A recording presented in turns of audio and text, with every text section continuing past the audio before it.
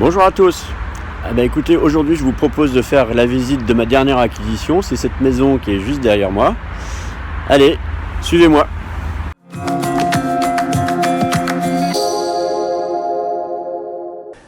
Alors je voulais vous montrer cette maison, c'est ma dernière acquisition et pour être honnête, quand je l'ai achetée, c'était une véritable ruine. Il semblerait même que le propriétaire soit décédé et que le locataire qui était encore en place soit décédé aussi dans la maison et que du coup personne ne l'ait habité pendant 4 à 5 ans. Ce qui est assez hallucinant, mais en même temps, c'est comme ça que j'ai pu faire une excellente affaire puisqu'elle était dans un état mais vraiment pitoyable, insalubre. Je vous rappelle donc que les décès sont souvent l'occasion de faire de très bonnes affaires immobilières, puisque les héritiers, quand ils commencent à se décider à vendre, en fait, ils sont souvent pressés par le fisc qui réclame les droits de succession. Et donc, j'ai pu obtenir cette maison pour environ 60 000 € et puis la rénover entièrement, comme vous le voyez. Et finalement, elle m'est revenue à environ 155 000 €. Sachant que je devrais pouvoir en tirer à peu près 190 à 200 000 €, puisque je connais à peu près le quartier, je sais à peu près ce qui se vend, j'ai la culture du marché local, je devrais pouvoir en sortir une plus-value entre 40 et 50 000 €. Alors on vous l'a dit, on vous le redira, c'est très important de posséder un immobilier liquide. Un patrimoine liquide, ça veut dire quoi? Ça veut dire pouvoir vendre ses biens sans conserver une queue de crédit à rembourser après cette vente. Alors maintenant, je vous propose de faire cette visite. Allez, on y va. Donc ici, on découvre une pièce qui est très grande puisqu'elle fait plus de 40 mètres carrés, avec le salon au fond, la salle à manger au milieu et la cuisine qu'on va découvrir juste après.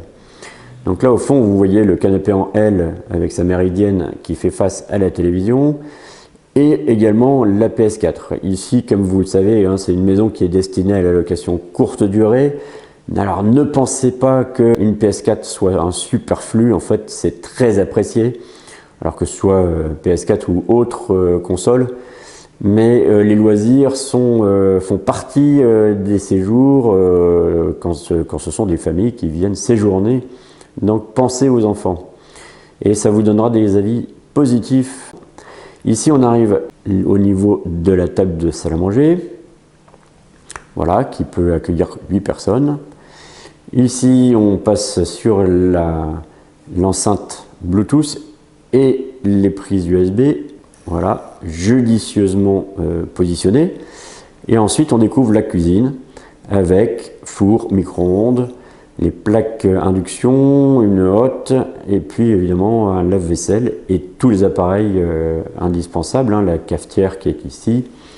On a également une bouilloire et un grille-pain.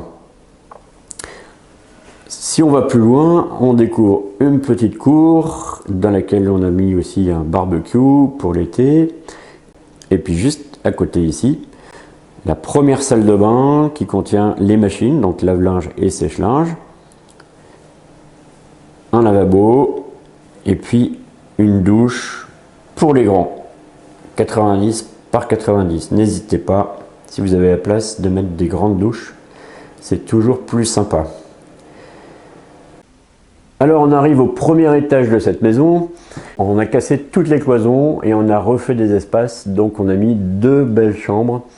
Et celle-ci commence avec 2 lits séparés. On a pu quand même mettre une armoire et un bureau. C'est toujours important en location courte durée. Vous avez des clients qui viennent ici pour bien sûr dormir, mais qui aiment bien pouvoir travailler le soir. Donc mettez un bureau, mettez une armoire de bonne taille. Parfois il reste pour plusieurs semaines, donc c'est important de pouvoir loger aussi toutes leurs affaires. Et puis une télévision, ça c'est assez important aussi pour certains. Donc voilà. Ça coûte pas cher, c'est un petit plus et c'est sympa. Ici, vous voyez, j'ai mis une couleur, j'ai mis un petit bleu canard. Alors moi, je pense que les clients aiment bien aussi être chez eux, comme chez eux quand ils arrivent chez vous. Et donc, la touche déco fait un effet waouh qui est vraiment important.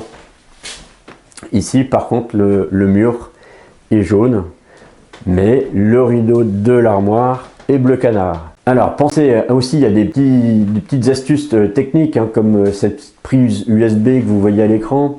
C'est facile, ça permet de charger un téléphone portable sans avoir à venir avec le chargeur. Voilà, et pensez aussi au volet électrique, un petit plus très sympa. La télévision, voilà, le bureau parce que les gens viennent travailler aussi, mais se divertir avec Netflix c'est toujours bien. Pensez à un abonnement Netflix, ça coûte pas très cher et voilà, ils sont là, ils n'ont pas à se poser la question, ils peuvent se détendre le soir et vous gagnerez des avis positifs. Allez, on continue la visite. Alors ici, on était sur un plateau d'environ 20 mètres carrés et on a pu en faire vraiment une suite avec une chambre pour 2 personnes, voilà, 2 lits séparés, un petit bureau, une armoire derrière moi et également sa salle de douche et un toilette séparé.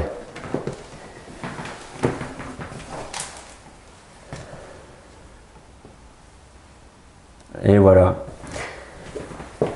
Alors par chance, on n'a pas dû refaire la toiture. On avait déjà 2 Velux qu'on a conservés.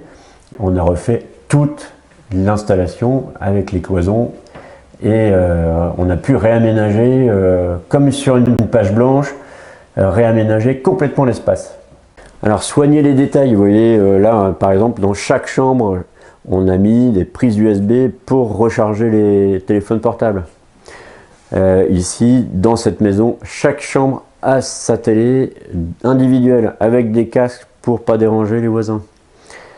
Même ici, on a pu mettre une cafetière.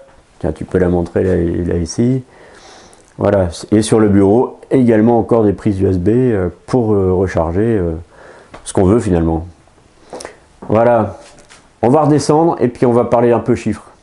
Voilà, j'espère que cette visite vous a plu. Je vous ai pas montré, dans cette cuisine, on a un climatiseur. Donc ça, c'est un plus indéniable parce que l'été, il peut faire très chaud. Et puis, cette climatisation, en fait, fait également du chaud l'hiver.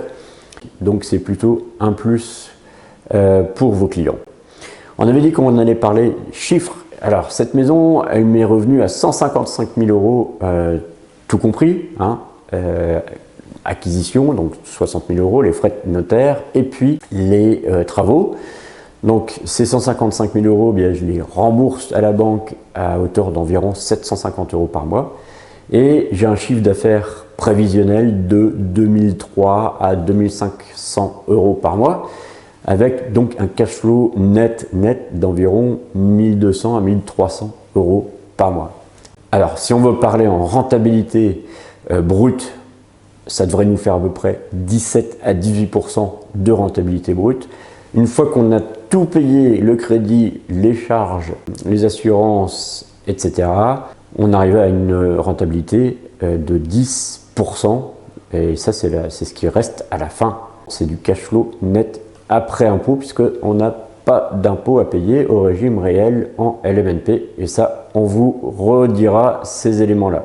Voilà, c'est la fin de cette vidéo. Mettez-nous en commentaire si vous avez trouvé intéressant les trucs, les astuces de cette visite. Mettez un pouce. N'oubliez pas de vous abonner à la chaîne pour avoir en temps réel les nouveautés. Et puis téléchargez notre e-book ici, les 5 clés pour devenir rentier immobilier. Et si vous voulez en savoir un peu plus, profitez aussi de la formation de contenu gratuit ici, là-haut à peu près. Et puis nous, on se retrouve très vite. À bientôt. Ciao.